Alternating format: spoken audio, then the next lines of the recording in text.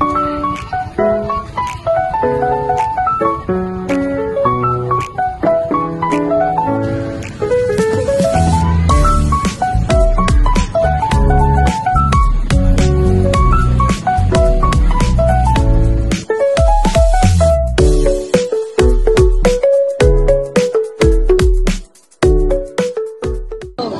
kuya, unsay mo pangalan?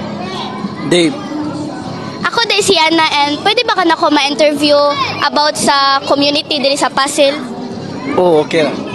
Unsay mo ko diri kuya kanang experiences diri sa community? Una, kaya ako experience sa community. Itong bata ba ko kay samok jud sa karon. Kay di mo dyan na mawala.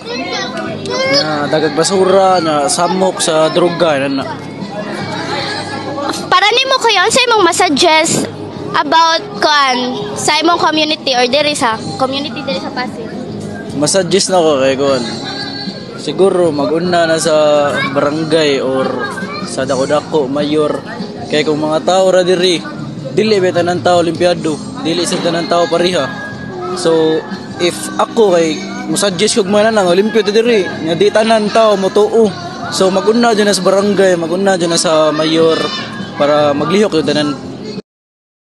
Ano kuya? Ako din si Shilan. Ano yung pangalan kuya? Roberto Junior. Ano yung pangalan kuya? Roberto, Pila imong edad? 50 City.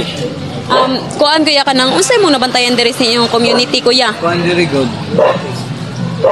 Daggan yung hugaw diri. Kaya ano, merkado man ni diri. Ang mga tao maglakaw ug lay mo inom sa plastic kay ilabay. Di nila isol sa basurahan.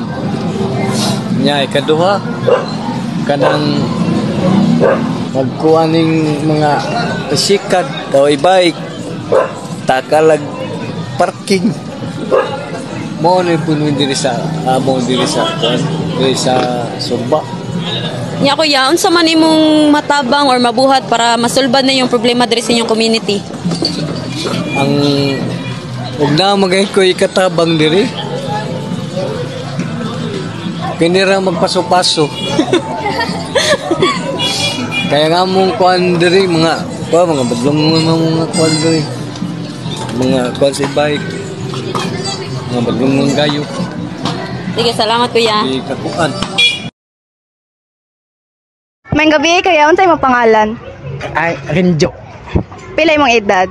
18. So taga-asa ka kuya. Taga Belgium, taga Suba. Na may mga pangutan na kuya, pwede ra nimo. Pwede lang matubag na to. So ang una pangutan na kuya kanang unsay mo mabantayan ari nga lugar? Kanang limpyado mami diri pa, way hugaw, way basura. Ug unsa pa masultin na to. Mga problema kuya, mga Mga problema, Mga imong kanang bantayan.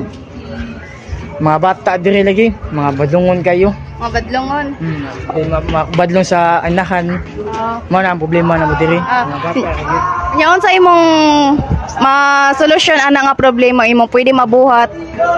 Ang kuan mga inahan, strayanog tarong nga ilang anak dili nila pa duwaon sa gawas para likay sa dautan, likay sa diskasya. Sige kuya, salamat kuya. Matsad.